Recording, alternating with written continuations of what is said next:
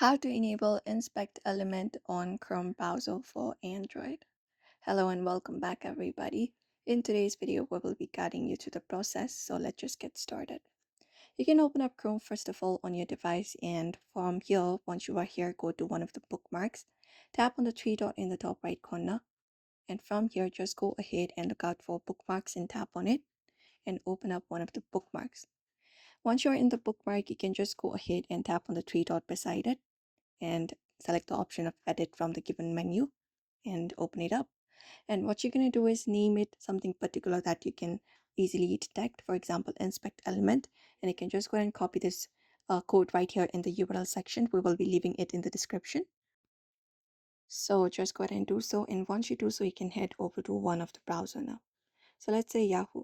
You can go to yahoo.com or any of the browser available and open it up on your screen. And once you open it up, you may find the space and look out for the search at the top of your screen. And you can just go ahead and search for inspect element, the one with that search, and look out for the bookmark with the star icon.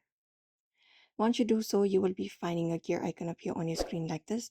And what you need to do is basically tap on the gear icon and you will be finding the inspect element interface appear on your screen.